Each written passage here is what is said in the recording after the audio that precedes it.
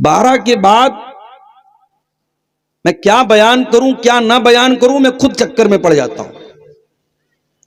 ठंडी का मौसम है, आप हजरात को घर भी जाने की जल्दी है, फिर नींद भी आ रही है। अब ऐसे माहौल और ऐसे मौसम में कहीं 12 बजे, कहीं 1 बजे, कहीं 1:30 बजे माइक पर बैठना और फिर तकरीर करना बहुत मुश्किल काम है मेरे भाई। मैं बहुत शुक्रगुजार हूं आज की इस जलसा कमेटी का। बड़ी मेहनतों के साथ उन्होंने ये आज का प्रोग्राम मुनक्किद किया है और मुझसे पहले आपने बंगला जुबान की 2 तकरीरें सुनी। शेख खातिर साहब ने भी तकरीर की, उनके बाद शेख एहतिशाम साहब ने भी बंगला जुबान में तकरीर की। मेरे बाद भी कोई मुनव्वर वो आसाम से आए हैं, कोई क्या नाम है, शेख इमदाद हमीदुल इस्लाम साहब आए हैं, वो भी बंगला जुबान में बोलेंगे। तो ले दे करके उर्दू वक्ता मैं ही हूं। अब आपने थाकबेन तो आमी बोलबो और आपने भागबेन तो आमी नाम बोल। तो थोड़ी बहुत बंगला चूंकि आप लोगों के यहां रह के शेरशाबादी समाज में आते जाते और आपका जो झोल वाला गोश्त खाते खाते थोड़ी बहुत बंगला तो हम भी बोलने लगे भाई, काम चलाओ। तो आज हमारी जो तकरीर का टॉपिक है वो टॉपिक बहुत अहम है, बहुत महत्वपूर्ण है, बहुत इंपॉर्टेंट है और हर आदमी से रिलेटेड है। कोई ये नहीं कह सकता कि मुझसे इसका संबंध नहीं है या मुझे इस टॉपिक की जरूरत नहीं। क्या है टॉपिक? टॉपिक ये है कि हम जो रोजी रोटी कमाते हैं, जाहिर है हर आदमी रोजी रोटी कमा रहा है। मुझसे किसी ने बताया कि इस गांव में कई सलफी उलमा है जो बनारस से, हमारे मादर इल्मी जामिया सलफिया बनारस से उन्होंने तालीम हासिल की है और सरकारी जॉब उनकी लग गई। बहुत अच्छी बात है। बहुत सारे उलमा का टारगेट यही होता है, हम बीएड कर लें, हम जो है बीटीसी कर लें और हम जो है डीएलएड कर लें और हमें कोई सरकारी जॉब मिल जाए। भाई क्यों आदमी सरकारी जॉब चाह रहा है? ताकि उसकी रोजी रोटी का मामला सेटल हो जाए। कोई मजदूरी कर रहा है, कोई मखाने की खेती कर रहा है, कोई धान की खेती कर रहा है, कोई दुकान लगाए हुए है। क्यों कर रहा है इंसान? ताकि उसको और उसके बाल बच्चों को चैन की रोजी रोटी मिले। रोजी रोटी का मसला इंसान की जिंदगी का बुनियादी मसला है। अब सवाल यह है कि रोजी रोटी में बरकत क्यों नहीं हो रही है? यही पैसा कल भी लोग कमाते थे, आज भी कमा रहे हैं। कल कमाने वाले कम थे, खाने वाले ज्यादा थे, परिवार सुखी रहता था, सुकून से चलता था। आज बाप भी कमा रहा है, बेटे भी कमा रहे हैं, पूरा परिवार मेहनत कर रहा है, लेकिन घर में शांति नहीं है, घर में सुकून नहीं है, घर में बरकत नहीं है। ये बरकत कैसे आएगी? ये रोजी रोटी में बरकत कहां से आएगी? उसका तरीका क्या है? उसका फार्मूला क्या है? यही आज का हमारा टॉपिक है। लेकिन इससे पहले कि मैं अपने विषय पर आऊं, अपने टॉपिक पर आऊं, कुछ बेसिक बातें आपको बता देना चाहता हूं।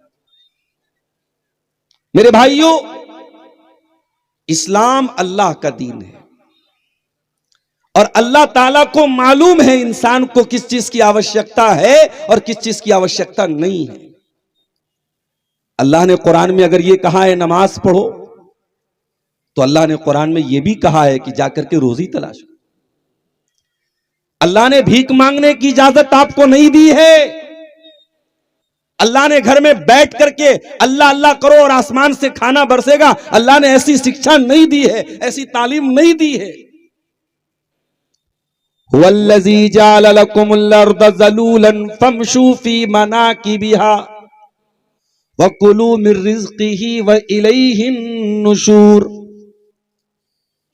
अल्लाह ने तुम्हारे लिए जमीन को पैदा किया। हुवल्लज़ी जअल लकुमुल अर्द ज़लूला, उसने जमीन को सफर करने के काबिल बनाया, चलने के काबिल बनाया। फमशूफी मना की बिहा, तो ऐ मेरे बंदो तुम जमीन के कोने कोने का चक्कर लगाओ, तुम जमीन में दौड़ो, तुम जमीन में मेहनत करो, तुम जमीन में राउंड करो। वकुलू मिन रिज़्क़िही, और अल्लाह की रोजी को खाओ। पता ये चला अल्लाह की रोजी को खाने के लिए मूवमेंट करना पड़ेगा, हिलना पड़ेगा, मेहनत करना पड़ेगा। आपको बैठे बिठाए रोजी मिलने वाली नहीं है मेरे प्यारे साथी। आज जुमा का दिन है, हमारी हफ्ते की ईद होती है जुमा के दिन, हमारा साप्ताहिक त्योहार है जुमा के दिन। जुमा के दिन हम जुमा की नमाज पढ़ते हैं। कुरान क्या कहता है? या अय्युहल्लज़ीना आमनू इज़ा नूदिया लिस्सलाति मिन यौमिल जुमुआ फस्अऊ इला ज़िक्रिल्लाह वज़रुल बैअ ज़ालिकुम खैरुल लकुम इन कुंतुम तालमून। ऐ ईमान वालो, जब जुमा के दिन जुमा की अजान हो जाए तो तुम सारा कारोबार छोड़ दो, सारा व्यापार छोड़ दो, सारा काम धंधा छोड़ दो और मस्जिद की तरफ जाके दौड़ो, अल्लाह के जिक्र की तरफ जाके दौड़ो, नमाज पढ़ो जुमा की। यही तुम्हारे हक में बेहतर है।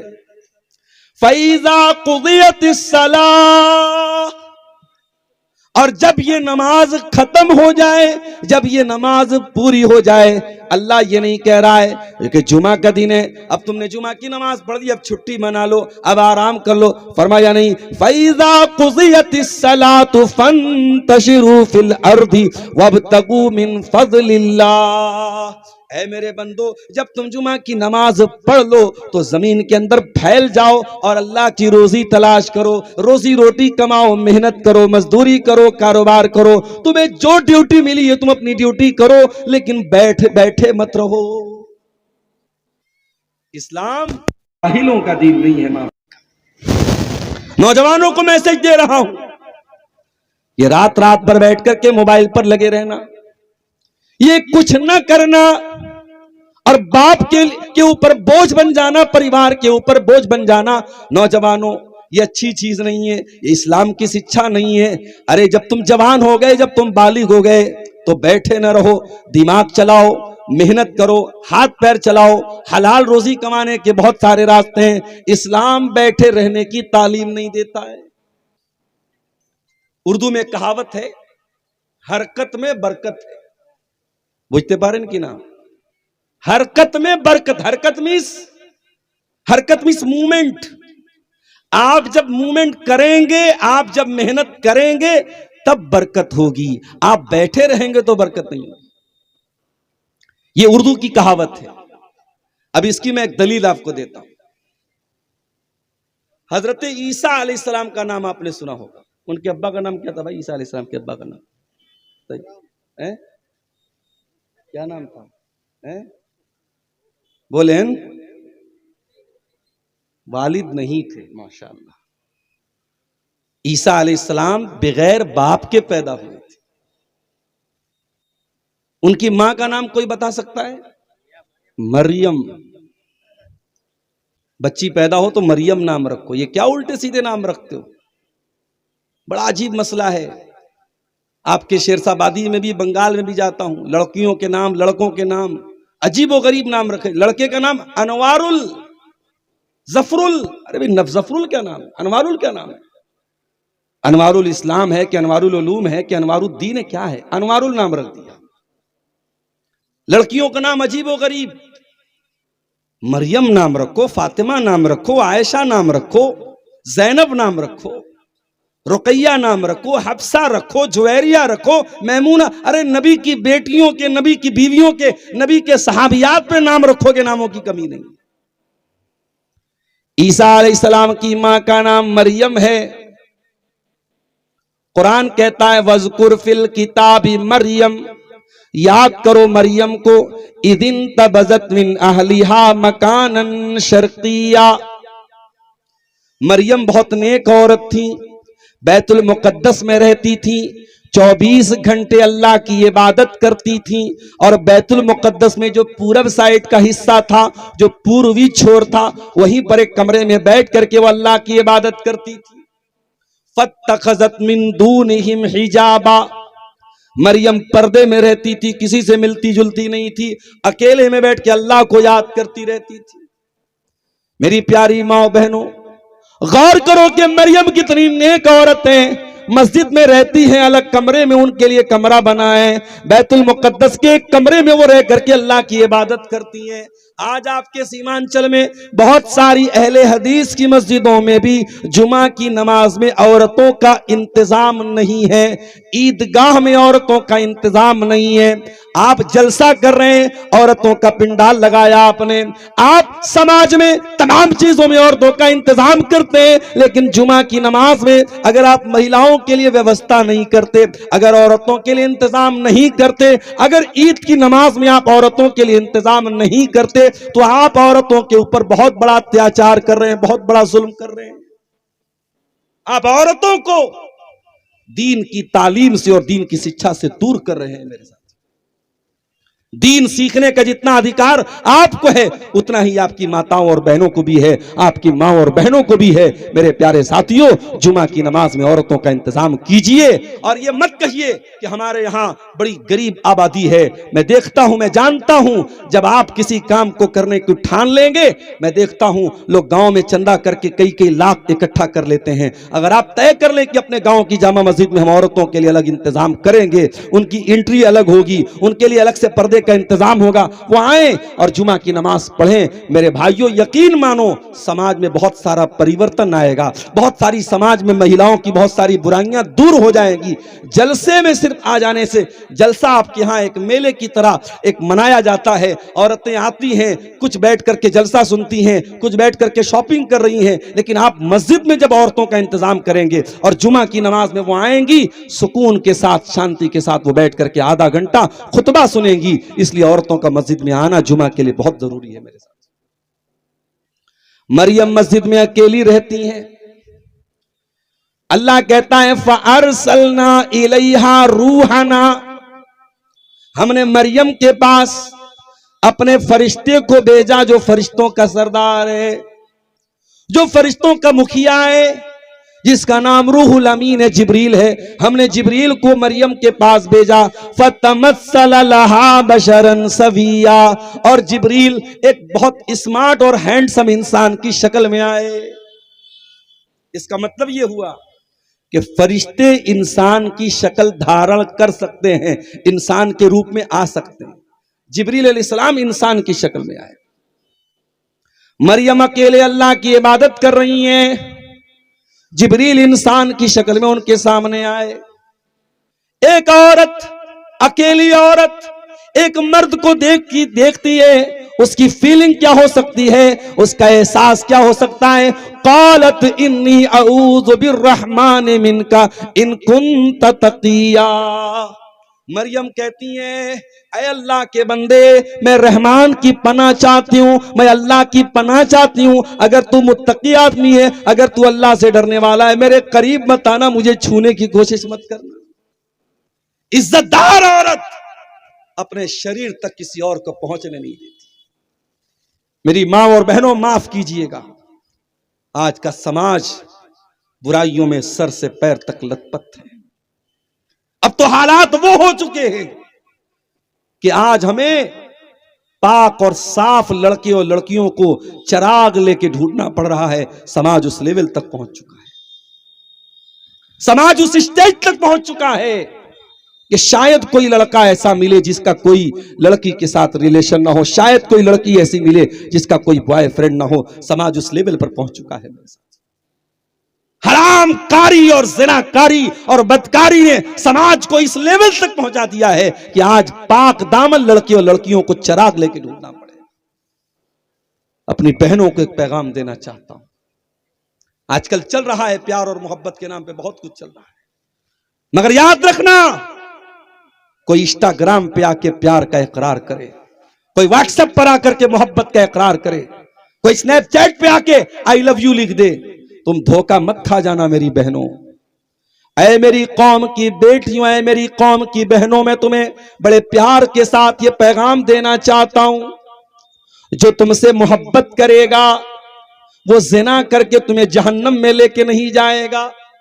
जो तुमसे मोहब्बत करेगा वो तुमको नौकरानी नहीं महारानी बनाएगा, और महारानी से मिलने के लिए उसके प्रोटोकॉल को अपनाना पड़ता है, उसके पीए से मिलना पड़ता है, उसके सेक्रेटरी से मिलना पड़ता है। ओ मेरी प्यारी माँ बहनों, इस्लाम ने तुमको महारानी बनाया है और महारानी से मिलने के लिए प्रोटोकॉल होता है। इसीलिए इस्लाम कहता है अगर कोई किसी लड़की से मोहब्बत का दावा करता है तो तरीका यह है कि उस लड़की के गार्जियन से मिले, उसके बाप से मिले, अगर बाप नहीं है तो भाई से मिले, जो गार्जियन है उससे मिले और निकाह का पैगाम भेजे। जो आपसे मोहब्बत करेगा वो निकाह का पैगाम भेजेगा और निकाह करके आपको बीवी बनाएगा और जन्नत में आपको लेके जाएगा। जिना करके जहन्नम में लेके जाने वाला एक बार नहीं 1,00,000 बार आई लव यू लिख दे, 1,00,000 बार आपको मोहब्बत भरा मैसेज भेज दे, वो आपके साथ आपके शरीर को इस्तेमाल करना चाहता है, आपके साथ अपनी वासना पूरी करना चाहता है, वो आपके साथ मोहब्बत नहीं करता है। बनो तो मरियम के जैसी बनो मेरी बहन। मरियम ने कहा ऐ इंसान, अगर तू अल्लाह से डरने वाला है डोंट टच मी, मेरे करीब मत आना। अगर तेरे अंदर अल्लाह का तकवा है, अल्लाह से 1% भी तू डरने वाला है, मेरे पास मत आना। काला इन्नमा अना रसूल रब्बिकी लिअबलकी गुलामन ज़किया। जिब्रील अलैहिस्सलाम ने कहा डोंट फियर,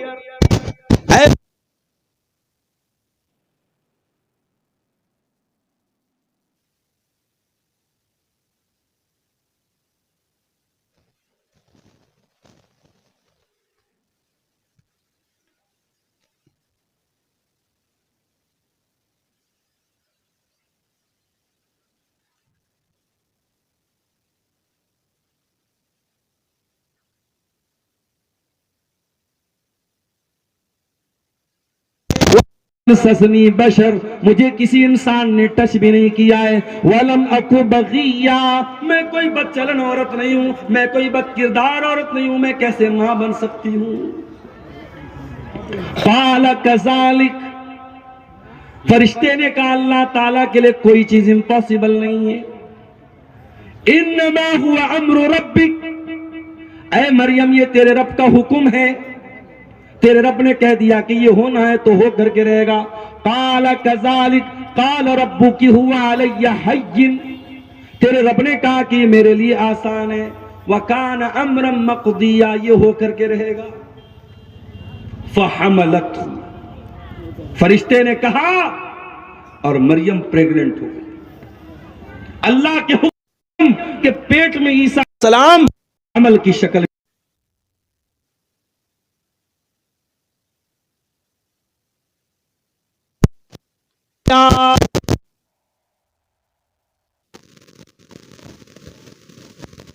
टाइम आया, बच्चे की पैदाइश का टाइम आया तो मरियम अपने बच्चे को जन्म देने के लिए बैतुल मुक़द्दस से दूर चली गई। जब दूर चली गई तो हजरत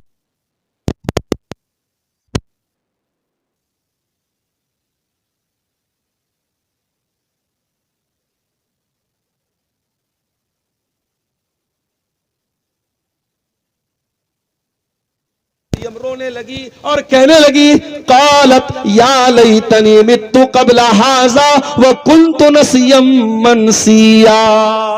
कहने लगी है काश मैं मर गई होती, आज मैं जिंदा न होती, कोई मुझे याद करने वाला न होता, कोई मेरा नाम लेने वाला नहीं होता। अल्लाह, जो औरत पाकदामन होती है उससे अपनी इज्जत का इतना ख्याल होता है।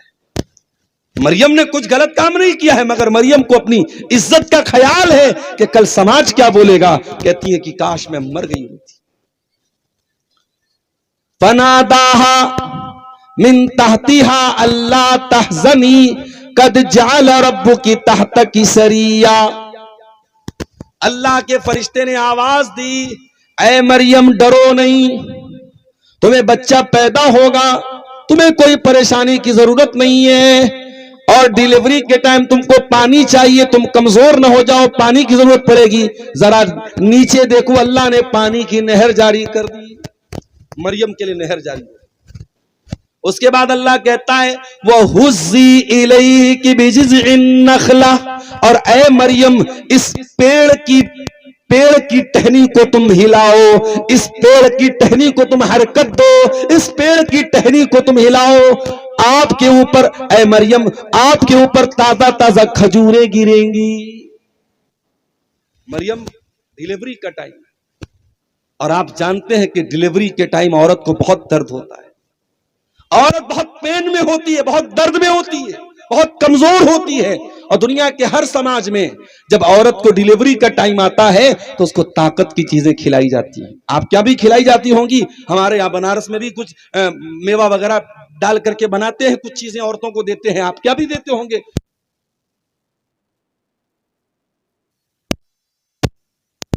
ऐसी कमजोरी के टाइम अल्लाह क्या कह रहा है, ऐ मरियम पेड़ की पत्ती को हिलाओ तो ताजा ताजा पकी हुई खजूर तुम्हारे ऊपर गिरेगी। ऐ अल्लाह, जब तू मरियम को खजूर देना ही चाहता है तो मरियम को इतनी तकलीफ देने की क्या जरूरत है। मरियम बेचारी तो कमजोर है, बच्चा पैदा होने वाला है। ऐ अल्लाह, एक प्लेट में रख करके खजूर आ जाती तो क्या हो जाता।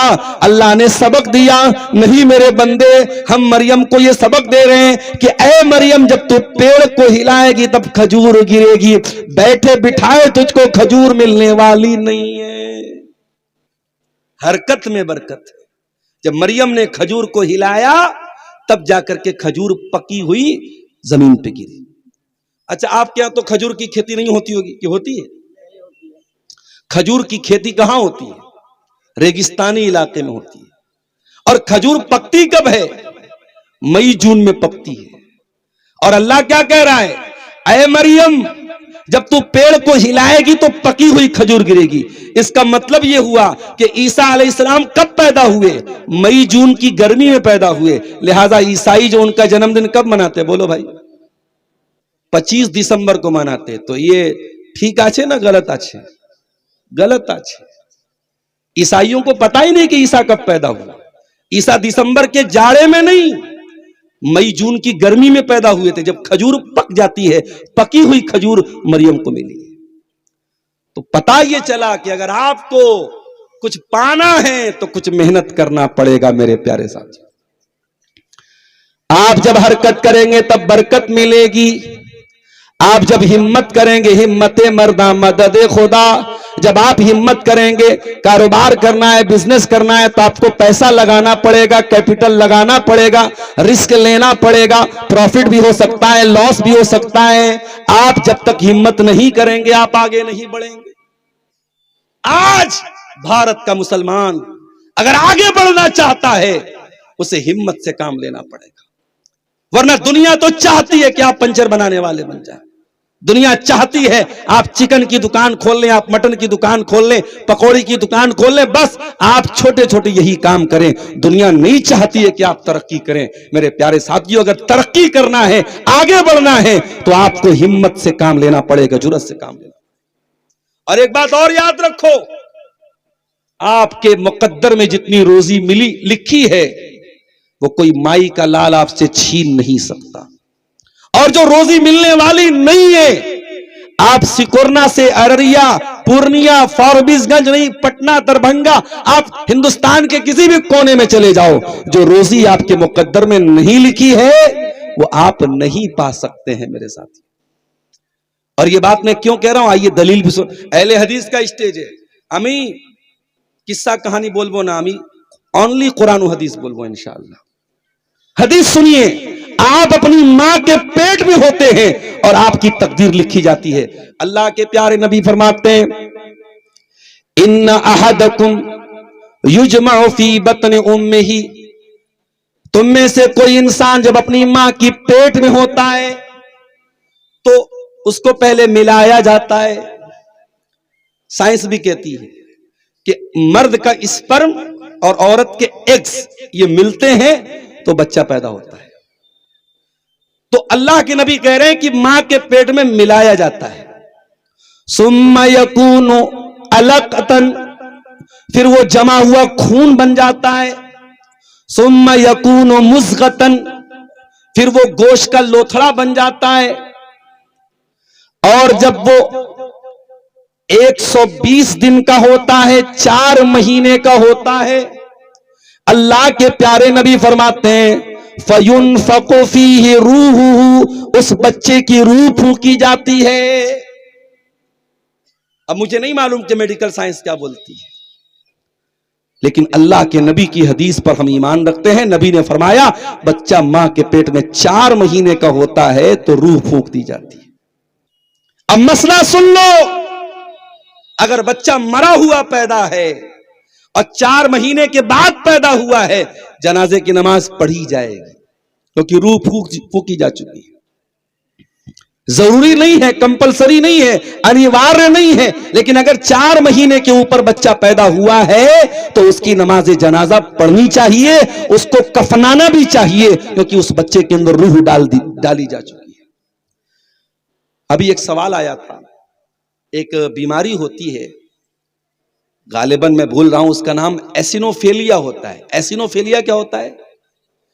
बच्चा जो मां के पेट में होता है ना, उसका दिमाग सही नहीं होता। बच्चा पैदा होता है, उसका दिमाग सही नहीं काम करता। इस बीमारी को एसिनोफेलिया बोलते, बड़ी खतरनाक बीमारी होती है। ऐसा बच्चा अगर पैदा होता है, मां बाप के लिए बहुत बड़ी आजमाइश बन जाता है। अभी कर्नाटक से एक भाई का फोन आया, मौलाना साहब मेरी बीवी को 4 महीने का हमल है पेट में, और डॉक्टर ये बोल रहे हैं कि बच्चे का सर नहीं बन पा रहा है, बच्चे का दिमाग नहीं बन पा रहा। बच्चा पैदा होगा तो उसका सर नहीं होगा, उसका दिमाग नहीं होगा, बच्चा अधूरा पैदा होगा। क्या करूं मौलाना साहब मैंने जब इस मसले पर रिसर्च की, तहकीक की, मुताला किया, तो उलमा ने यही बात लिखी है कि अगर बच्चा 4 महीने के अंदर का है और डॉक्टर की रिपोर्ट बता रही है कि बच्चा पैदा भी होगा तो मरा हुआ पैदा होगा, या बच्चे की पैदाइश से मां को खतरा होगा, तो 4 महीने के अगर पहले का हमल है तो उसको इस्कात किया जा सकता है, उसको मां के पेट में खत्म किया जा सकता है मां की जान बचाने के लिए, जब यह कंफर्म हो कि बच्चा मरा हुआ ही पैदा हो।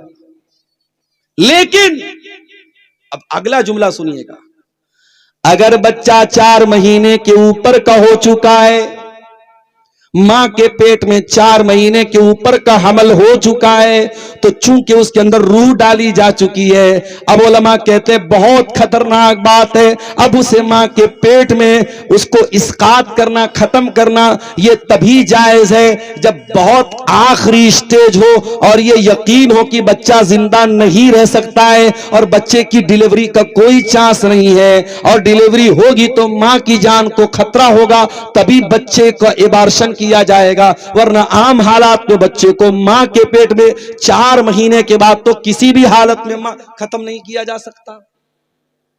अल्लाह अकबर। अब वो साहब बताने लगे कि मौलाना डॉक्टर ये बोल रहा है कि 4 महीने के ऊपर का हो चुका है, 5 महीने का हो चुका है, और अब बच्चा पैदा करना ही पड़ेगा। अब बेचारे सोचो, एक बाप के लिए, एक मां के लिए कितनी तकलीफ की बात है। कहा 5 महीने का बच्चा हो चुका है, अब डॉक्टर कह रहा है हम 5 महीने में डिलीवरी करेंगे, बच्चा पैदा होगा, हो सकता है पागल हो सकता है सर ही ना हो सकता है दिमाग ही ना हो। मैंने कहा मेरे भाई अब कोई रास्ता नहीं है, आप डॉक्टर जो कह रहा है और भी डॉक्टरों से समझ लो, अगर यही रास्ता है तो पैदाइश होने दो। बच्चा अगर जिंदा पैदा हुआ, सही सलामत पैदा हुआ, अल्लाह का शुक्र अदा करना, अगर मरा हुआ पैदा हो तो सब्र कर लेना, अगर पागल पैदा हो आजमाइश समझ लेना, उस बच्चे को बहरहाल जिंदा रहने का हक है, आपको उसे मारने का कोई अधिकार नहीं है।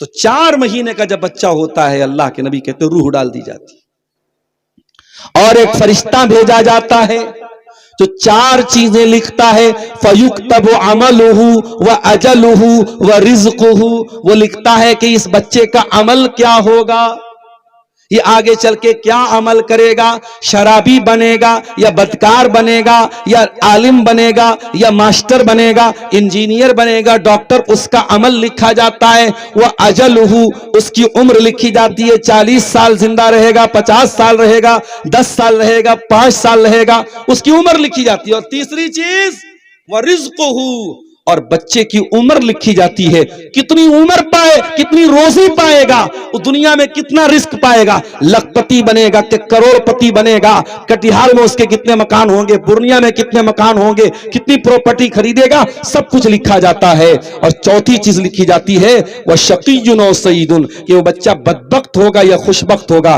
वो जन्नती होगा या जहन्नमी होगा। ये सब कुछ कब लिखा जाता है? जब बच्चा अपनी मां के पेट में है। मेरे प्यारे साथियों, इसका मतलब ये हुआ अभी हमने दुनिया में जन्म नहीं लिया था, अभी हम दुनिया में नहीं आए थे, अभी मां के पेट में थे और हमारी रोजी लिखी जा चुकी थी। क्यों हाय तौबा मचाते हो मेरे प्यारे साथियों? जितनी भी मेहनत कर लो, मेहनत करो, मैं मेहनत से मना नहीं करता, लेकिन अगर हराम रास्ता भी अपनाओगे तुम तो अपनी मुकद्दर से ज्यादा रोजी तुम नहीं पा सकते हो। जितनी रोजी तुम्हारे मुकद्दर में लिखी उतनी मिल करके रहेगी।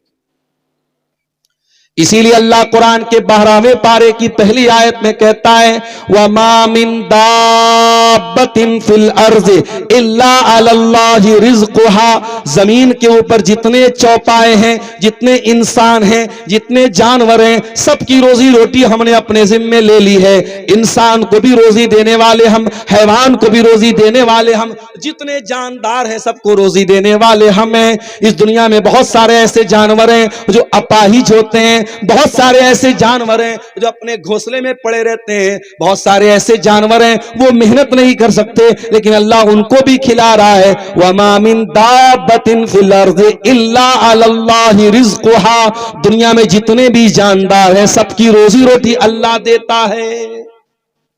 तो रोजी रोटी देने वाला कौन है? अल्लाह है। ये पहली बुनियादी बात याद रखो मेरे साथ। दूसरी बात, अगर किसी को ज्यादा पैसा मिला है तो जरूरी नहीं है कि वो अल्लाह की नजर में अच्छा हो, और कोई गरीब है तो जरूरी नहीं कि वो अल्लाह की नजर में बुरा हो।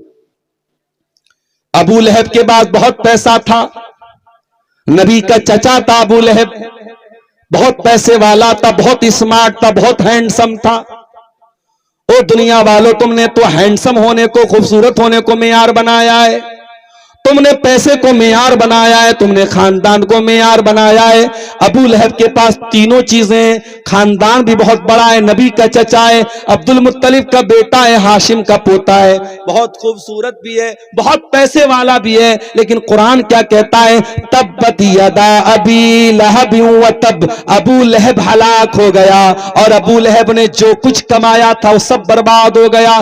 तब्बत यदा अबी लहब, अबू लहब के दोनों हाथ बर्बाद हो गए। मा अगना अनहु मालुहु व मा कसब, न माल कोई काम आया, न कमाई किसी काम आई।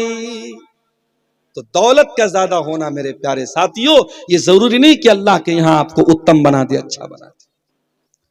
अल्लाह का सिस्टम है दुनिया में, नहनु कसमना बैनहुम मईशतहुम फिल हयातिद दुनिया।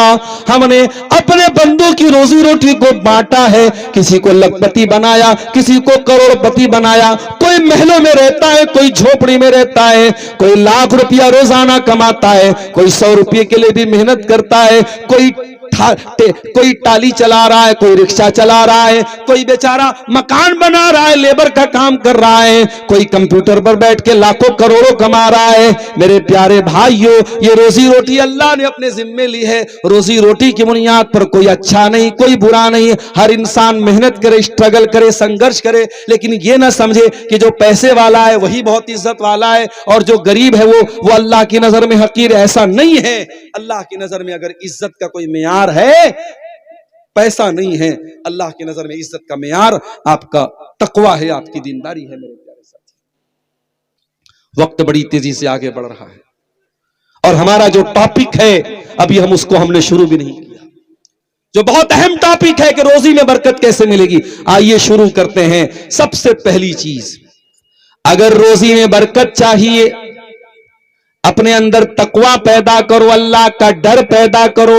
वमन यत्तकिल्लाह यजअल लहू मखरजा, जो अल्लाह से डरेगा अल्लाह उसके लिए जरूर कोई ना कोई रास्ता निकालेगा। वयरज़ुक़हु मिन हैसु ला यहतसिब, और अल्लाह वहां से रोजी देगा वो सोच भी नहीं सकता, सोच भी नहीं सकते आप, अल्लाह वहां से रोजी देगा। तकवा पैदा करो। आप अगर गुनाह के काम करेंगे, शराब पिएंगे, ज़िना करेंगे, झूठ बोलेंगे, गीबत करेंगे, अपने हाथों से दूसरों को तकलीफ पहुंचाएंगे, फिर आप ये उम्मीद मत रखिए अल्लाह बरकत देगा आपको। मेरे प्यारे भाइयों, अल्लाह बरकत तभी देगा जब आप अल्लाह की बात मानेंगे, जब आप मुत्तकी बनेंगे। अल्लाह कुरान में कहता है वलौ अन्न अहलल कुरा आमनू वत्तकौ लफतहना अलैहिम बरकातिम मिनस समाई वल अर्दी। अगर ये लोग ईमान वाले बन जाएं, अगर ये मुत्तकी बन जाएं, तो हम आसमान से और जमीन से बरकत के दरवाजे खोल देंगे इनके ऊपर। एक सहाबी, नाम नोट कर लो, अब्दुर्रहमान बिन औफ, मक्का से हिजरत करके मदीना आए। अल्लाह के प्यारे नबी ने नाम ले लेकर के मक्का के मुहाजिरों को और मदीना के अंसारियों को भाई भाई बनाया था। आपने अब्दुर्रहमान बिन औफ को भाई बनाया साद बिन रबी का। साद बिन रबी अंसारी साहबी हैं, बहुत पैसे वाले साहबी हैं, बहुत खजूरों के बागात उनके पास हैं। उन्होंने कहा है मेरे भाई अब्दुर्रहमान, ये मेरे खजूरों के बाग हैं, आ जाओ मैं बंटवारा कर देता हूं, आधा तुम ले लेना, आधा मैं ले लेता हूं। ये मेरे पास धन है, दौलत है, रुपया है, पैसा है, आधा तुम ले लो, आधा मैं ले लेता हूं। अरे अब्दुर्रहमान, अभी तुम नए नए मदीना में आए हो, तुम्हारी शादी भी नहीं हुई है, तुमको घर भी बसाना है, तुमको परिवार भी बनाना है। अब्दुर्रहमान, मेरी 4 बीवियां हैं, तुम किसी एक को पसंद कर लो, मैं तलाक दे देता हूं। 3 हैज की इद्दत गुजारने के बाद मेरी उस बीवी से तुम निकाह कर लेना, तुम्हारा घर भी बस जाएगा, तुमको बिजनेस भी मिल जाएगा, तुमको मकान भी मिल जाएगा। मेरे प्यारे भाइयों, अगर हम होते, सोचते फ्री में नौकरी भी मिल रही है, छोकरी भी मिल रही है, फ्री में रिश्ता भी लग रहा है, फ्री में सब कुछ मिल रहा है। मगर सहाबा बड़े खुददार थे, बड़े गैरतमंद थे, बड़े इज्जत वाले थे। हजरत अब्दुर्रहमान बिन औफ ने कहा है मेरे भाई साद बिन रबी, अल्लाह तेरे माल में बरकत दे, अल्लाह तेरे कारोबार में बरकत दे, मुझे तेरी बीवी से शादी नहीं करना, मुझे तेरा माल नहीं चाहिए। ऐ साद बिन रबी, मैं तो बिजनेसमैन आदमी हूं, मैं तो व्यापारी आदमी हूं, मैं तो कारोबार करने वाला आदमी हूं, मुझे बाजार का पता बता दे। हजरत अब्दुर्रहमान को बाजार का पता बताया गया और उन्होंने पनीर का और घी का कारोबार शुरू किया, और पहले छोटे पैमाने पर शुरू किया, फिर अल्लाह ने बहुत बरकत दी, उनको करोड़पति हो गए। और शादी करते हैं, और शादी को बीवी में खजूर, बीवी को मेहर में खजूर की गुठली के बराबर सोना अपनी बीवी को मेहर में देते हैं। इसका मतलब यह हुआ कि अगर आप सच्चे दिल के साथ, ईमान के साथ, नेक नियति के साथ, अगर तकवा के साथ काम करेंगे, अल्लाह ताला जरूर आपको रोजी रोटी देगा। मेरे साथियों, अल्लाह बरकत देगा आपको।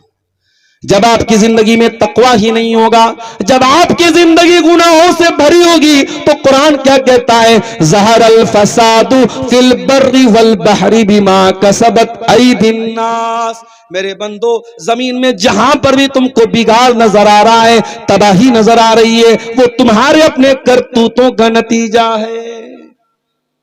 और आगे बढ़िए, बरकत हासिल करने का दूसरा रास्ता, इस्तिगफार पढ़िए कसरत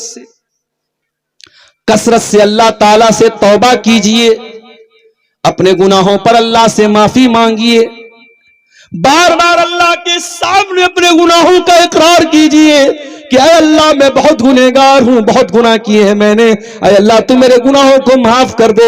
इसको उर्दू में भी बोल सकते हैं, इसको बंगला में भी बोल सकते हैं, और अरबी में बोलेंगे तो क्या बोलेंगे, अस्तगफिरुल्लाह मिन कुल्लि ज़ंबिन व अतूबु इलैहि। इसी को इस्तिगफार बोलते हैं, इसी को तौबा बोलते हैं। और अल्लाह के नबी फरमाते हैं, मन लज़िमल इस्तिगफारा, जो बार बार इस्तिगफार करेगा, अल्लाह ताला हर तंगी से निकलने का रास्ता उसको देगा, और ऐसी जगह से रोजी देगा वो सोच भी नहीं सकता। इमाम हसन बसरी के पास एक आदमी आया, उसने कहा इमाम साहब, शादी के कई साल हो गए, औलाद नहीं हो रही है, कहा जाओ इस्तिगफार करो। दूसरा आदमी आया, इमाम साहब बारिश नहीं हो रही, सूखा पड़ा है, उन्होंने कहा जाओ इस्तिगफार करो। तीसरा आया, इमाम साहब नदी नाले सूख गए, पानी की बड़ी किल्लत हो गई है, फरमाया जाओ इस्तिगफार करो। चौथा आया, कहा इमाम साहब मेरे बागों में फल पैदा नहीं हो रहे हैं, बाग सूख गए मेरे, कहा जाओ इस्तिगफार करो। इमाम हसन बसरी के शागिर्दों ने पूछा, इमाम साहब क्या बात है, हर आदमी के सवाल के जवाब में वही जवाब दे रहे, इस्तिगफार करो इस्तिगफार करो। फरमाया मैं ये जवाब अपनी तरफ से नहीं दे रहा हूं, ये कुरान का बताया हुआ जवाब है, ये कुरान का बताया हुआ नुस्खा है। कुरान के 29वें पारे में अल्लाह फरमाता है, हजरत नूह अलैहिस्सलाम अपनी कौम से कहते हैं, फकुल तुस्तगफिरू रब्बकुम इन्नहु काना गफ्फारा। हजरत नूह अलैहिस्सलाम अपनी कौम से कहते हैं, ऐ मेरी कौम के लोगों, तुम अल्लाह से इस्तिगफार करो, तुम अल्लाह से अपने गुनाहों की माफी मांगो, अल्लाह बहुत माफ करने वाला है। युरसिलिस समा अलैकुम मिदरारा, जब तुम अल्लाह से इस्तिगफार करोगे अल्लाह आसमान से जोरदार बारिश नाजिल फरमाएगा। वयुमदिदकुम बिअमवालि व बनीन, और अल्लाह तुमको माल भी देगा और औलाद भी देगा। वयजअल लकुम जन्नातिन वयजअल लकुम अनहारा, और अल्लाह ताला तुम्हें बागात भी देगा और अल्लाह ताला तुम्हें नदियां और नहरें भी देगा।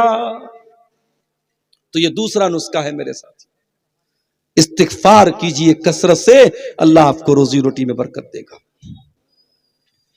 रोजी रोटी में बरकत हासिल करने का तीसरा तरीका, नमाज की पाबंदी कीजिए। नमाज का बड़ा गहरा ताल्लुक है रोजी रोटी से। जब आप पांचों टाइम की नमाज की पाबंदी करेंगे तो अल्लाह ताला आपसे राजी होगा, और जब अल्लाह ताला आपसे राजी होगा तो आपको किसी और का मोहताज नहीं बनाएगा। इसीलिए अल्लाह कुरान में कहता है, व अमुर अहलका बिस्सलाती वस्तबिर अलैहा, अपने घर वालों को नमाज का हुक्म दो और खुद भी नमाज की पाबंदी करो। ला नसअलुका रिज़्का, और ए नमाज पढ़ने वाले तू ये मत समझना कि हम नमाज के जरिए तेरी रोजी रोटी का नुकसान करना चाहते हैं, हम तुझसे रोजी नहीं। व इकामिस्सलाह, अल्लाह के नेक बंदे कारोबार तो करते हैं, बिजनेस तो करते हैं, मगर उनका कारोबार उनको नमाज से गाफिल नहीं करता, उनको अल्लाह के जिक्र से गाफिल नहीं करता। वह इकामिस सला, वो नमाज भी कायम करते हैं, वह ईताई ज़का, वो ज़कात भी देते हैं। यखाफून यौमन ततक़ल्लबु फीहिल क़ुलूब वल अबसार, अल्लाह के नेक बंदे कयामत के दिन से डरते हैं जिस दिन आंखें अपनी जगह नहीं रहेंगी और कलेजे अपनी जगह नहीं रहेंगे। अभी आपने खबर सुनी, इंडिगो की 500 से ज्यादा फ्लाइटें कैंसिल हो गई एक दिन में। कितने लोगों को जाना है कहीं से कहीं। एक खबर तो आई कि एक लड़का लड़की की शादी होने वाली है, दुल्हा को दुल्हन के पास जाना है, शादी को पोस्टपोन करना पड़ा। कहीं किसी को एग्जाम देने जाना है, कहीं किसी को इंटरव्यू देने जाना है। एयरपोर्ट पर लोग भूखे प्यासे तड़प रहे हैं और इंडिगो के काउंटर पे कोई उनको जवाब देने वाला नहीं है। ये जरा से एयरपोर्ट पर, और एयरपोर्ट पे कौन लोग होते हैं? जो बड़े बड़े करोड़पति लोग, पैसे वाले लोग होते, ज्यादातर तो वही होते हैं। लेकिन जरा सी फ्लाइट कैंसिल हुई तो एयरपोर्ट पर लोग ये बता रहे हैं कि नफसी नफसी का आलम हो गया, कोई किसी का पुरसाने हाल नहीं है। मेरे प्यारे साथियों, जरा सोचो, जब दुनिया के एयरपोर्ट पर फ्लाइटें कैंसिल हो जाएं, ये मंजर आ जाता है, तो कयामत के दिन का मंजर क्या होगा? इज़ शम्सु कुविरत, जब सूरज को लपेट दिया जाएगा। व इज़न नुजूमुन कदरत, जब सितारों की रोशनी खत्म हो जाएगी। व इज़ल जिबालु सुयिरत, जब बड़े बड़े पहाड़ों को चला दिया जाएगा। वइज़ल इशारु उत्तिलत, जब 10 माह की गाभिन ऊंटनियों को लोग छोड़ के भाग जाएंगे। वइज़ल वुहूशु हुशिरत, जब जंगली जानवर एक जगह सब इकट्ठा हो जाएंगे। वइज़ल बिहारु सुज्जिरत, और जब समुद्रों का पानी खौला दिया जाएगा। वइज़न नुफूसु सुव्विजत, और जब लोगों का ग्रुप बना दिया जाएगा, नेक लोगों का अलग ग्रुप, बुरे लोगों का अलग ग्रुप, नमाजियों का अलग ग्रुप, बेनमाजियों का अलग ग्रुप बना दिया जाएगा। वइज़न नुफूसु सुव्विजत वइज़ल मऊदतु सुइलत, और जब जिस बच्ची को जमीन में गाड़ा गया था, जिस बच्ची को दुनिया में मारा गया था, उससे पूछा जाएगा बिअय्यि ज़ंबिन कुतिलत, कि ऐ मासूम बच्ची, तुझे किस अपराध की सजा दी गई? वो कयामत का दिन होगा मेरे साथ। जो नमाज पढ़ता है उसके दिल में ये डर होता है कि कयामत आने वाली है। इसलिए मेरे प्यारे साथियों, अगर अपनी रोजी रोटी में बरकत चाहते हो तो नमाज पढ़ो। और एक जुमला मेरा और नोट कर लो, नमाज को नमाज की तरह पढ़ो। मौलाना अताउल्लाह शाह बुखारी कहा करते थे, नमाजी 4 टाइप के होते हैं, ठाठ के होते हैं, 8 के होते हैं, 360 के होते हैं और खाट के होते हैं। किसी ने पूछा मौलाना क्या मतलब? कहा ठाठ के वो होते हैं जो 5 टाइम के नमाजी होते हैं, 8 के वो होते हैं जो जुमा मस्जिद में आते हैं, जुमा की नमाज पढ़ते हैं, और 360 के वो होते हैं जो ईद की और बकरीद की नमाज पढ़ते हैं। और फरमाया खाट के वो होते हैं जो किसी के जनाजे में जाके खड़े हो जाते हैं। फरमाया कि ये 4 टाइप के नमाजी होते हैं, तुम फैसला कर दो तुम कौन से नमाजी हो लोगों। नमाजी बनना है तो ठाठ के नमाजी बनो, 5 टाइम के नमाजी बनो, और नमाज की ऐसी चिंता हो तुमको जैसे मोबाइल की चिंता होती है। मोबाइल जरा सा डिस्चार्ज हो जाए, अब्दुल गफ्फार साहब परेशान हो जाते हैं, पता नहीं किसका किसका कॉल आया होगा, किसका किसका मैसेज आया होगा, जल्दी से चार्जर तलाश करते हैं। चार्जर नहीं मिले तो इंसान बेचैन हो जाता है, मेरा मोबाइल जल्दी से ऑन हो जाए। जैसे तुमको मोबाइल की चिंता है, जैसे तुमको अपने कॉल की चिंता है, अपने मैसेज की चिंता है, उससे ज्यादा तुमको नमाज की चिंता होनी चाहिए। अल्लाह के नबी फरमाते हैं कि कयामत के दिन अल्लाह ताला कुछ खुश नसीब बंदों को अर्श का साया दे। उन खुशनसीब बंदों में एक बंदा वो भी होगा, वरजुलुन क़ल्बुहु मुअल्लक़ुन बिल मसाजिद, वो आदमी जिसका दिल मस्जिद में अटका हो, जिसको नमाज की चिंता हो। और नमाज, अपने बच्चों को भी नमाज का आदी बनाओ मेरे साथ। अल्लाह के प्यारे नबी फरमाते हैं, मोरू औलादकुम बिस्सलाति व मबनाउ सबिन, जब तुम्हारे बच्चे 7 साल के हो जाएं उनको नमाज का हुक्म दो, और जब 10 साल के हो जाएं और नमाज न पढ़े तो तुम उनकी पिटाई करो। तो ये तीसरी चीज है नमाज की पाबंदी। चौथी चीज, रोजी रोटी में अगर बरकत हासिल करना है, चौथा काम क्या करना पड़ेगा आपको?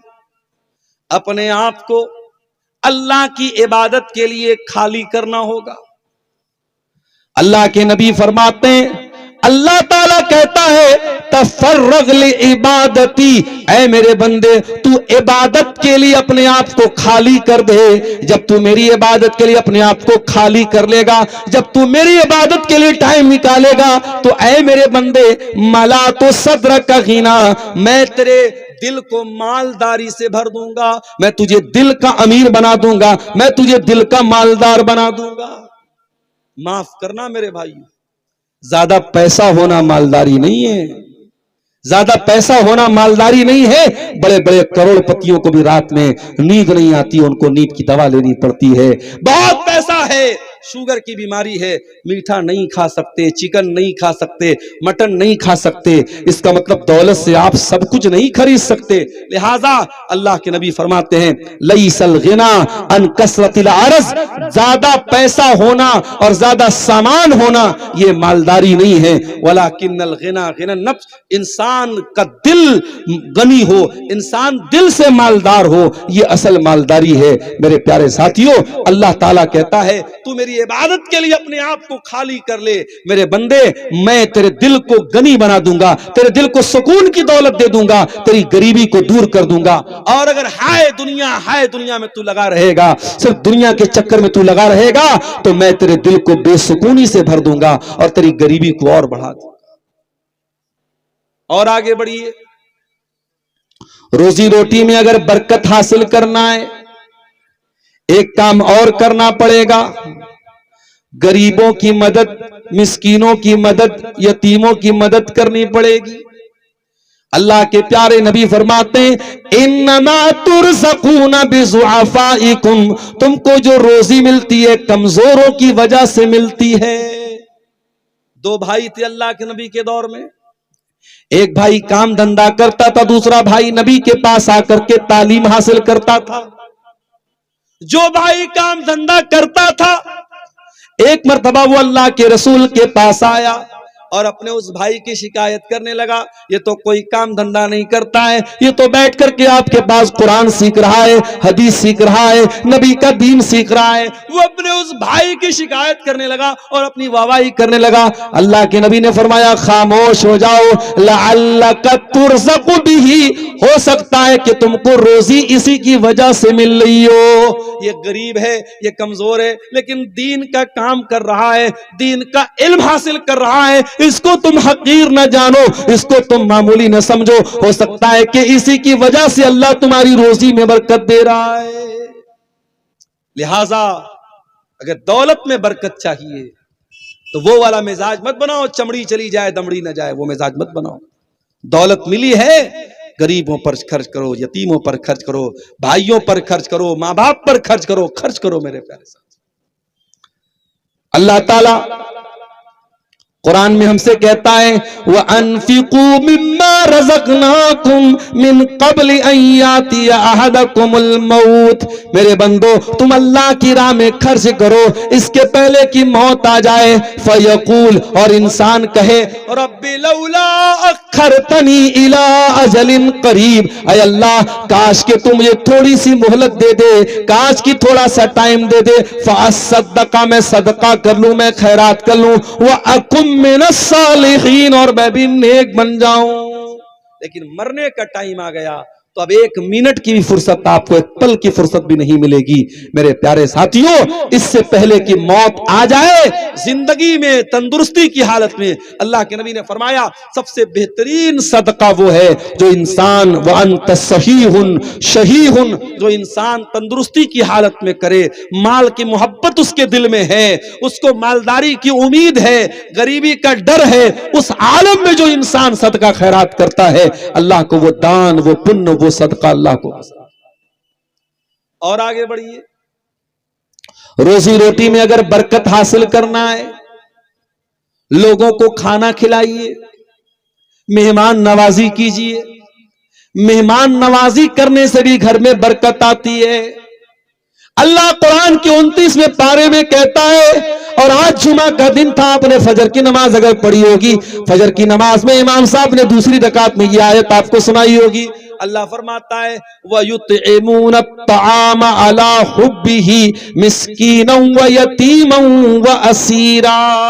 मेरे नेक बंदे गरीबों को खाना खिलाते हैं, यतीमों को खाना खिलाते हैं, कैदियों को खाना खिलाते हैं, और जब खाना खिलाते हैं तो क्या कहते हैं, इन्नमा नुतिमुकुम लिवजहिल्लाह, हम तुमसे तारीफ सुनने के लिए खाना नहीं खिला रहे हैं, हम थैंक यू सुनने के लिए, हम जज़ाकल्लाह खैर सुनने के लिए तुमको खाना नहीं खिला रहे हैं। इन्नमा नुतिमुकुम लिवजहिल्लाह, हम तो तुमको अल्लाह को राजी करने के लिए खाना खिला रहे हैं। ला नुरीदु मिनकुम जज़ाअ वला शुकूरा, हमें तुमसे कोई बदला, कोई शुक्रिया नहीं चाहिए। खाना खिलाओ लोगों को।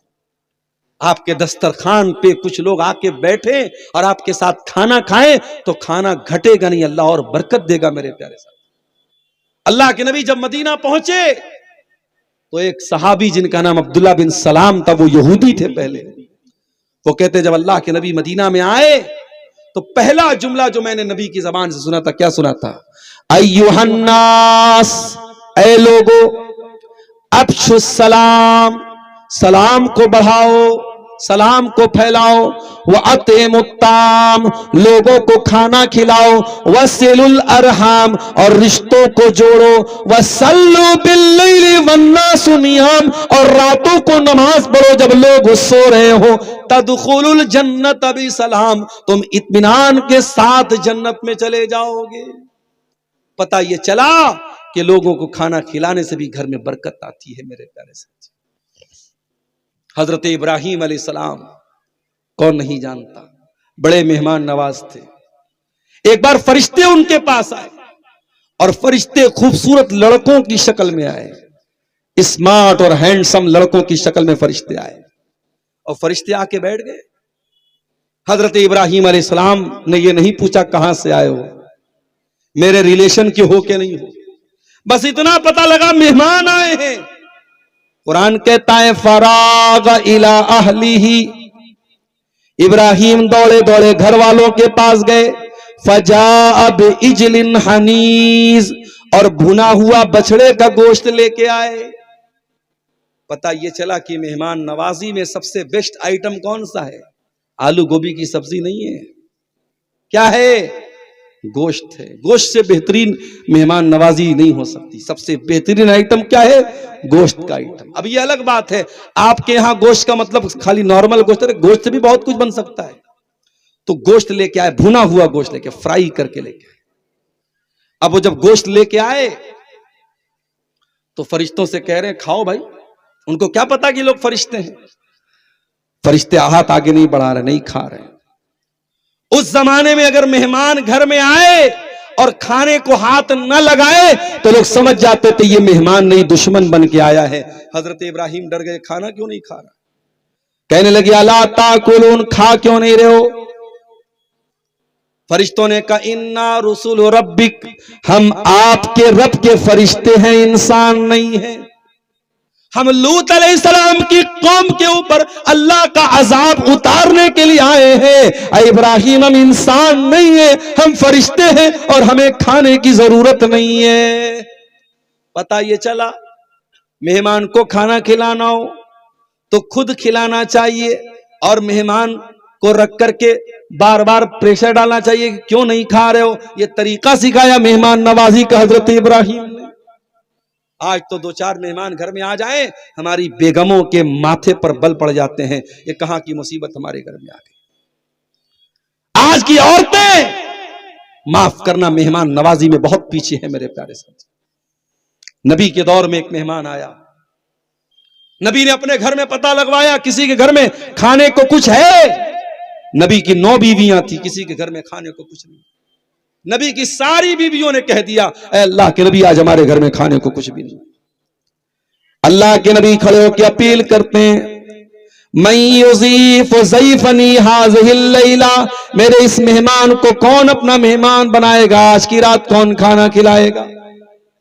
हजरत अबू तलहा खड़े हुए, ऐ अल्लाह के नबी आपके मेहमान को मैं खाना खिलाऊंगा। घर आए, बीवी से कहा है मेरी बीवी मैं नबी के मेहमान को लेके आया हूं, नबी का मेहमान हमारा मेहमान बन के आया है, खाना निकालो। बीवी ने कहा थोड़ा सा खाना है, बच्चों के खाने भर का खाना है, बच्चे खाएंगे तो हम भूखे रहेंगे, हम खाएंगे बच्चे भूखे रहेंगे, मेहमान को कैसे खिलाएं?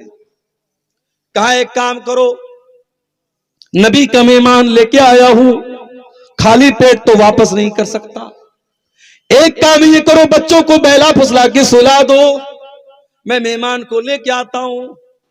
प्लेट मेहमान के सामने भी रख देना, मेरे सामने भी रख देना।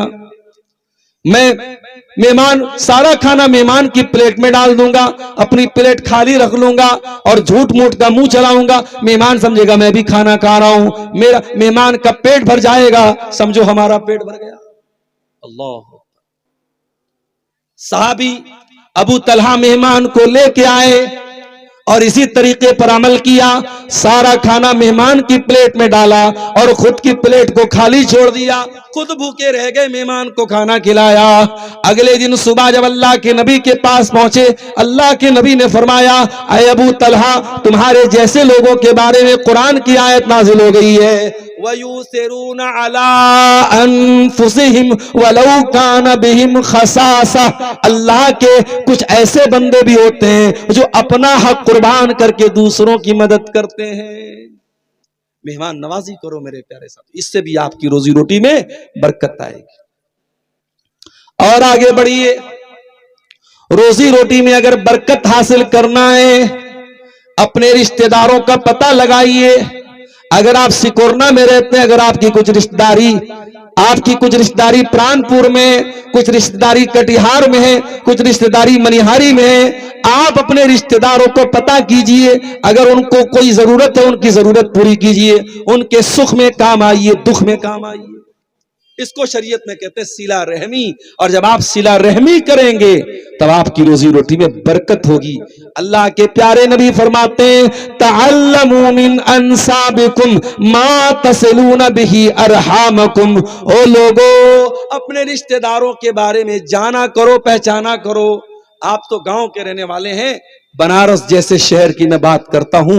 और 2 कदम और आगे बढ़ो, आज कलकत्ता आप चले जाएं, आप दिल्ली चले जाएं, आप मुंबई चले जाएं, जो बड़े बड़े शहर हैं, मेट्रो सिटीज हैं, वहां बड़े बड़े फ्लैट में लोग रहते हैं। और एक फ्लैट में रहने वाला अपने पड़ोस के फ्लैट में कौन जिंदा हो रहा है, कौन पैदा हो रहा है, कौन मर रहा है, कौन आ रहा है, कौन जा रहा है, इससे कोई मतलब नहीं रखता है। शहरों की जिंदगी ऐसी होती है मेरे साथियों, किसी को किसी से कोई मतलब नहीं है। कौन मेरा रिश्तेदार है, किसके घर में मैयत पड़ी है, ना उसके जनाजे में जाते हैं, ना उसकी कफन दफन में शरीक होते हैं। इस्लाम की ये तालीम नहीं है मेरे प्यारे साथियों। जो आपके रिश्तेदार हैं, जो आपके करीबी लोग हैं, आप उनके सुख दुख में शामिल होइए, उनकी शादियों में जाइए, वो मर जाएं, उनका इंतकाल हो जाए, उनके जनाजे में जाइए और वहां जाकर के आप उनके काम आइए। इसको सिला रहमी बोलते हैं। और अल्लाह के नबी फरमाते हैं, जब तुम ऐसा करोगे उससे नतीजा क्या निकलेगा, उससे फायदा क्या मिलेगा? फ़इन्नहा महब्बतुन फिल अहली, इससे परिवार में मोहब्बत पैदा होगी। व मनसातुन फिल असरी, और तुम्हारे मरने के बाद भी तुम्हारा नाम जिंदा रहेगा। व मसरातुन फिल माली, और माल में बरकत होगी, पैसे में बरकत होगी। और आप एग्जाम्पल देख लीजिए, आप अपने गांव में देख लीजिए, कोई हाजी साहब थे, कोई सेठ जी थे, कोई गांव के मुखिया जी थे, बहुत गरीबों की मदद करते थे। आज मरने के बाद भी लोग उनको याद करते हो, लोग याद करते हैं। और जब आप अपने रिश्तेदारों के काम आएंगे तो वो रिश्तेदार आपको दुआएं देंगे, और वो दुआएं जब आपको देंगे मेरे प्यारे साथियों, तो अल्लाह आपके माल में बरकत देगा। जब आप ज़कात निकालें, जब आप दान करें, सदका करें, खैरात करें, तो पहले अपने करीब के रिश्तेदारों के, अपने खानदान के लोगों को तरजीह दें। अगर आपके करीबी लोगों में, खानदान के लोगों में कोई जरूरतमंद है, पहले आप उसको सदका खैरात दें, पहले उसको दान दें, पहले उसको ज़कात दें। जब आप अपने करीबी लोगों को ज़कात देंगे, अल्लाह के नबी फरमाते हैं, अपने रिश्तेदार को जब आप सदका करेंगे तो डबल सवाब मिलेगा। सदका करने का भी सवाब मिलेगा और आपको सिला रहमी करने का भी सवाब मिलेगा। और आगे बढ़िए, रोजी रोटी में बरकत हासिल करने का एक और तरीका शरीयत ने बताया। दुआ कीजिए अल्लाह से, और मैं 2 दुआएं आपको सिखा रहा हूं, दोनों दुआओं को याद कर लीजिए। पहली दुआ अल्लाह के प्यारे नबी ने अपने दामाद हजरत अली को सिखाई थी, और हजरत अली से कहा था कि ऐ अली, अगर तेरे ऊपर पहाड़ के बराबर भी कर्जा हो जाए और तू ये दुआ पढ़ेगा, अल्लाह तेरे कर्जे को दूर कर देगा। कौन सी दुआ है? गौर से सुनना मुसलमानों, इस दुआ को याद कर लेना। अगर आप रोजी रोटी से परेशान है, कारोबार से परेशान है, सारे तरीके आजमा लेना और साथ में ये दुआ भी पढ़ना, अल्लाह जरूर बरकत देगा। क्या दुआ सिखाई अल्लाह के नबी ने?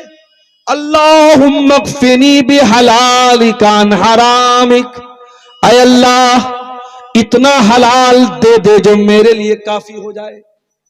ऐ अल्लाह हलाल की रोजी इतनी दे दे मुझे हराम की जरूरत ना पड़े।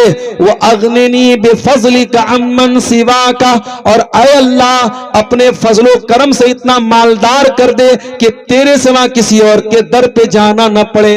अपना मोहताज बनाना, किसी और का मोहताज मत बनाना। बड़ी प्यारी दुआ है, अल्लाह के नबी ने हजरत अली को सिखाई थी मेरे साथियों।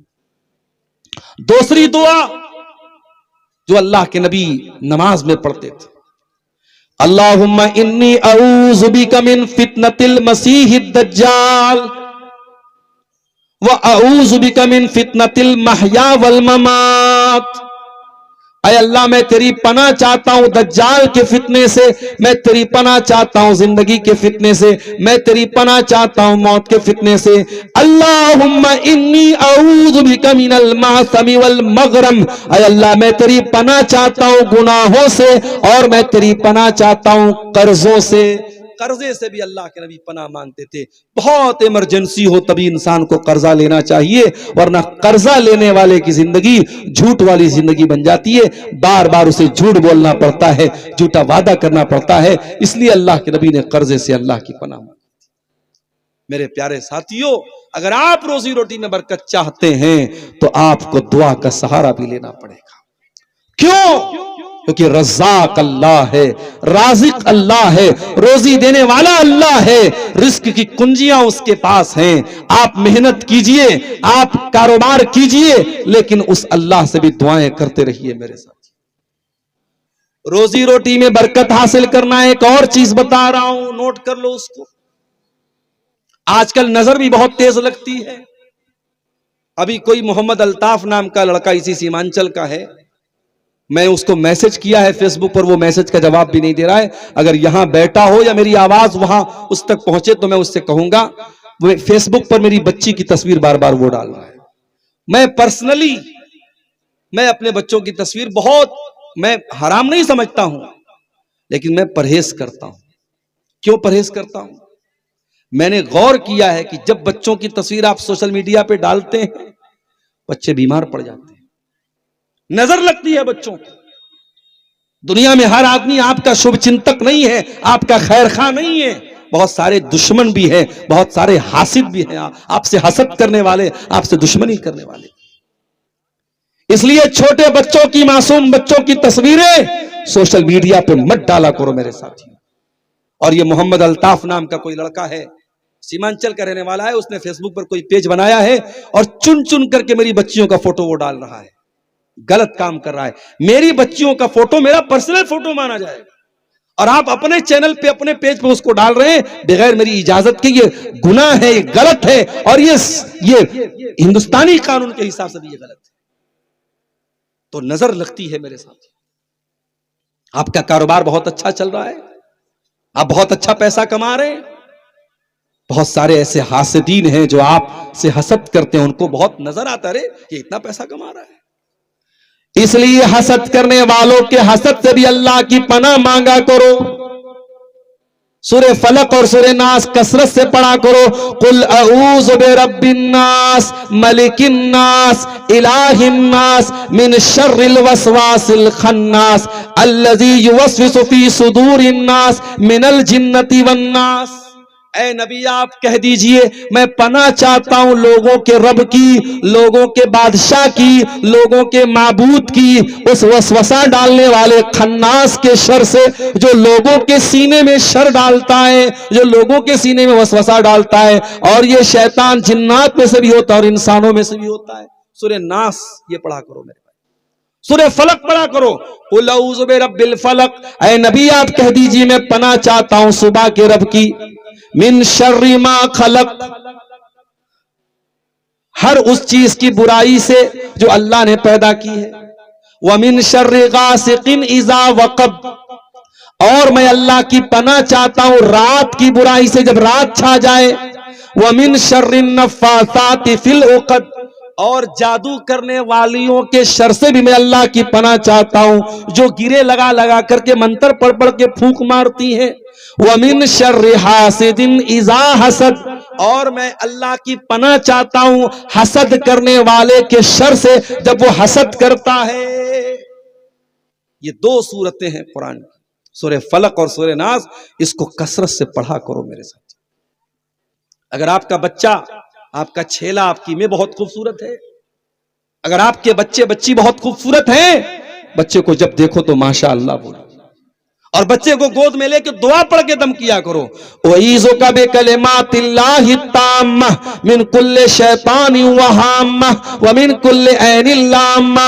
ऐ मेरे बच्चे, ऐ मेरी बच्ची, मैं तुझको अल्लाह की पनाह में दे रहा हूं हर शैतान से, हर बुरी नजर से। नजर लगती है मेरे साथ, अल्लाह के नबी ने फरमाया नजर लगती है। अलाइन व हक्कुन, नजर सच्ची है, नजर लगती है।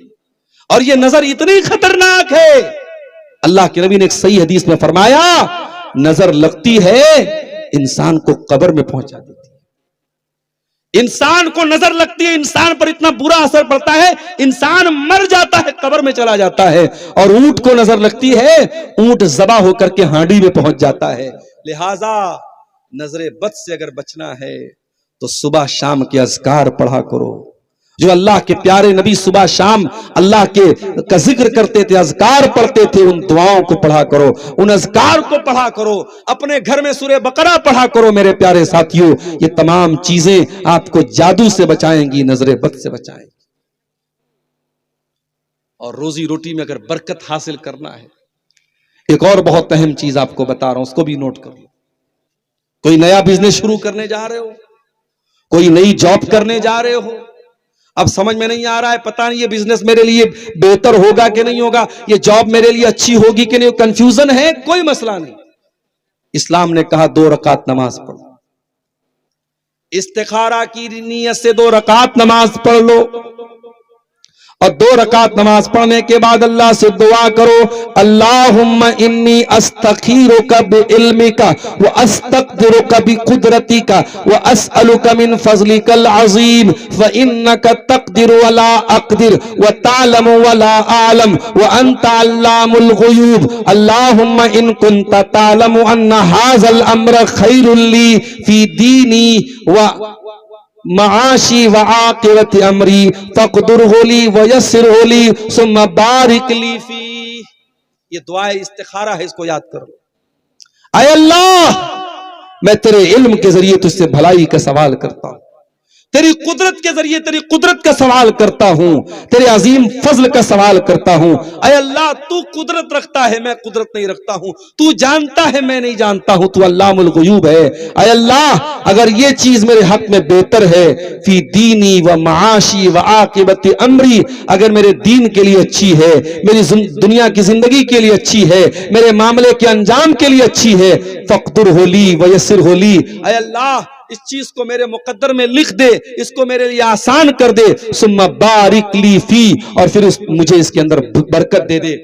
व इन कुन्ता तालमु अन्ना हाज़ल अम्र शर्रुल ली फी दीनी व महाशी व आक़िबत अमरी, और अय अल्लाह, मैं जो दुकान खोलने जा रहा हूं, मैं जो कारोबार करने जा रहा हूं, मैं जो जॉब करने जा रहा हूं, अगर ये मेरे हक में बुरी है, फी दीनी, मेरे दीन के लिए बुरी है, व माशी, मेरी दुनिया की जिंदगी के लिए बुरी है, व आक़िबत अमरी, मेरे अंजाम के लिए बुरी है, फसरिफ़ु अन्नी वसरिफ़नी अन्हु, तो ऐ अल्लाह, तू मुझको इससे फेर दे, इसको मुझसे फेर दे।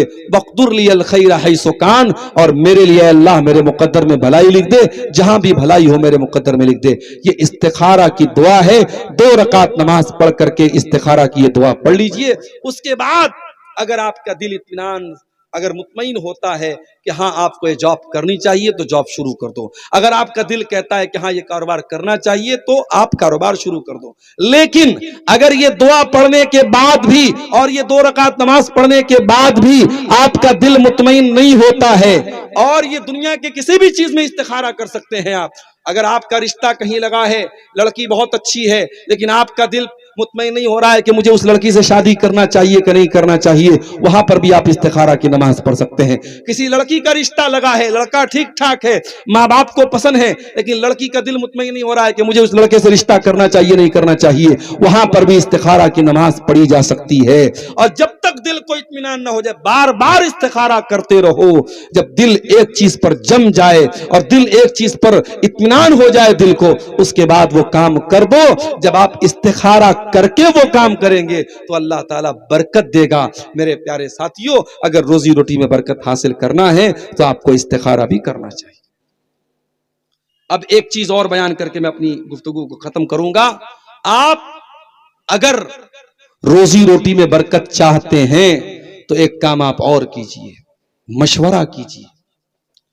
आप ये समझ लीजिए कि आप सबसे अक्लमंद हैं, फिर भी आप दूसरों से मशवरा कीजिए। मशवरे में खैर है मेरे प्यारे साथियों।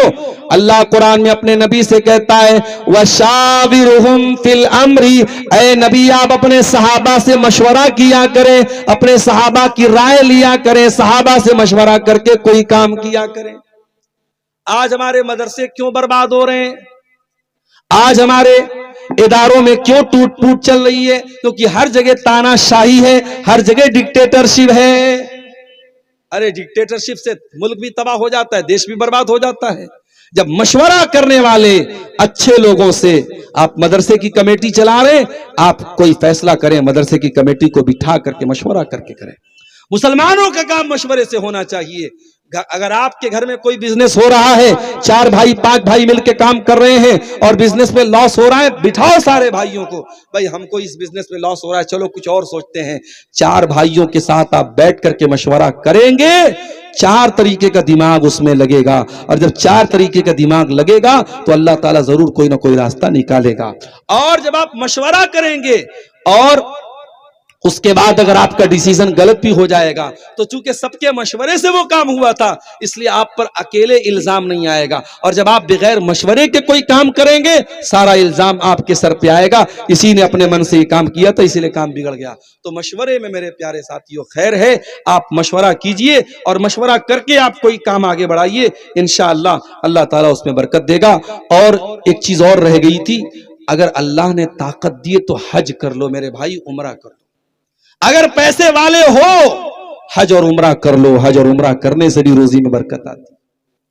अल्लाह के नबी फरमाते ताबिउ बैनल हज वल उम्रा, बार बार हज करो, बार बार उम्रा करो। फइन्नहु यनफिल फक्र कमा यनफिल कीरु खुबसल हदीद। बार बार हज और उम्रा करोगे तो तुम्हारी दौलत में बरकत आएगी और तुम्हारी गरीबी खत्म हो जाएगी। जैसे लोहार की भट्टी में जब लोहा डाला जाता है तो लोहे का मैल कुचैल दूर हो जाता है, वैसे ही तुम्हारे गुनाह भी दूर हो जाएंगे, तुम्हारे घर से गरीबी भी दूर हो जाएगी। लिहाजा आपके पास पैसा है, इंतजार मत करो हम 50 साल के हो जाएंगे तब हज करने जाएंगे। अल्लाह की कसम लोग रोते हैं मक्के में जाने के बाद। कोई बेचारा व्हील चेयर पे उम्रा कर रहा है, कोई बेचारा दूसरों के सहारे से तवाफ कर रहा है, लोग रोते हैं और अफसोस करते हैं काश उन्होंने जवानी में हज कर लिया होता, काश उन्होंने जवानी में उम्रा कर लिया होता। अगर अल्लाह ने आपको नवाजा है मेरे प्यारे साथियों, तो आप जरूर अपनी सेहत की हालत में और जवानी की हालत में आप हज और उम्रा कर लीजिए मेरे साथ। इसी तरीके से सीमांचल में ये जलसे होते हैं और इन जलसों में चंदा होता है और आप ला करके चंदा देते हैं। ये जो चंदा आप देते हैं, दान देते हैं मदरसों में, मस्जिदों में, कब्रिस्तान में, ये जो दान देते हैं आप ये मत समझिए कि आपने 1000 रुपया दे दिया तो 1000 रुपया का आपका नुकसान हो गया। नहीं नहीं नहीं, अल्लाह के प्यारे नबी फरमाते हैं रोजाना अल्लाह के 2 फरिश्ते दुआ करते हैं। एक फरिश्ता दुआ करता अल्लाहुम्मा आती मुनफिकन खलफा, ऐ अल्लाह जो तेरी राह में खर्च कर रहा है, जो दान दे रहा है, जो सदका खैरात कर रहा है, तो उसको बेहतरीन बदला दे। और दूसरा दुआ करता है अल्लाहुम्मा आति मुमसिकन तलफा, ऐ अल्लाह जो कंजूसी कर रहा है, जो बखीली कर रहा है, जो अपने माल को खर्च नहीं कर रहा है, तो उसके माल को बर्बाद कर दे। आप नजर उठा के देख लीजिएगा, जो लोग अपने पैसे से खर्च नहीं करते हैं अल्लाह की राह में, उनका पैसा कभी यहां डूब गया कभी वहां डूब गया, उनका पैसा ज्यादा डूब जाता है। लिहाजा अपने माल को बर्बादी से बचाना है, माल में बरकत पैदा करना है, तो अल्लाह की राह में खर्च भी किया करो मेरे प्यारे साथियों। तो ये चंद बातें रोजी रोटी में बरकत के ताल्लुक से आपके सामने रखी हैं। एक दुआ और आपको सिखा देता हूं, बड़ी प्यारी दुआ है, अल्लाह के नबी पढ़ा करते थे अल्लाहुम्मा इन्नी अस्अलुकल हुदा वत्तुका वल अफाफ वल गिना। ऐ अल्लाह मैं तुझसे हिदायत मांगता हूं, ऐ अल्लाह मैं तुझसे पाक दामनी मांगता हूं, ऐ अल्लाह मैं तुझसे अल्लाहुम्मा इन्नी अस्अलुकल हुदा वत्तुका, ऐ अल्लाह मैं तकवा मांगता हूं और पाक दामनी मांगता हूं और गिना मांगता हूं, मालदारी मांगता हूं। मेरे प्यारे साथियों अल्लाह से दुआ किया करो, अल्लाह मालदार बनाए, अल्लाह मालदार बनाए, अल्लाह गनी बनाए, अल्लाह किसी का मोहताज ना बनाए, अल्लाह किसी के सामने हाथ फैलाने वाला ना बनाए, अल्लाह देने के लायक बनाए, लेने वाला ना बनाए। ये दुआ अल्लाह के प्यारे नबी किया करते थे। इसी तरीके से अल्लाह के नबी एक और दुआ करते थे अल्लाहुम्मा इन्नी औज़ु बिका मिनल फ़क्री वल क़िल्लति व ज़िल्लति, ऐ अल्लाह मैं तेरी पनाह चाहता हूँ गरीबी से और जिल्लत से और किल्लत से, व औज़ु बिका मिन अन अज़लमा औ उज़लमा, और ऐ अल्लाह मैं तेरी पनाह चाहता हूँ इस बात से कि मैं जुल्म करूं और मेरे ऊपर जुल्म किया जाए। मेरे प्यारे साथियों आप अल्लाह से दुआ कीजिए, अल्लाह रब्बुल आलमीन आप आपके माल में बरकत दे। और खास तौर से जो रात का वक्त होता है, तहज्जुद का वक्त होता है, रात का आखिरी जो पहर होता है, ये बड़ी कबूलियत का टाइम होता है। इस टाइम खास तौर से आप अल्लाह के सामने हाथ उठा के दुआ कीजिए, हाथ फैला के दुआ कीजिए। अगर आप कारोबार से परेशान हैं, बिजनेस से परेशान हैं, नौकरी नहीं लग रही है, जॉब नहीं लग रही है, दुनिया की सारी कोशिशें कीजिए, लेकिन साथ में अल्लाह से जरूर दुआएं कीजिए। मेरे प्यारे साथियों, वही राज़िक है, वही रोजी देने वाला है, उसी के पास सारे खजानों की चाबियां हैं। जब आप उससे लौ लगाएंगे, वो जरूर इंशाअल्लाह दस्ते गैब से आपको रोजी अता फरमाएगा। हम अल्लाह से दुआ करते हैं, रब्बुल आलमीन हम सब की रोजी रोटी में बरकत अता फरमाए। रब्बुल आलमीन रोजी रोटी में बरकत के जो ये असबाब मैंने बताए हैं, जो ये तरीके मैंने बताए हैं, अल्लाह कहने वाले को, सुनने वालों को, सबको अमल की तौफीक अता फरमाए। रब्बुल आलमीन जिस इदारे की तरफ से आज का ये प्रोग्राम हुआ है, इस इलाके का ये बड़ा अहम इदारा है, निजामिया इदारा है, अल्लाह इस इदारे को और तरक्की अता फरमाए। और जो इस इदारे के जिम्मेदार हैं, अल्लाह इस कमेटी को और मजीद हिम्मती बनाए और मजीद इनको जो है मुतहर्रिक बनाए। रब्बुल आलमीन हमारे तमाम उलमा की हिफाजत फरमाए, हमारे इस्लाम का काम करने वाले तमाम दाइयों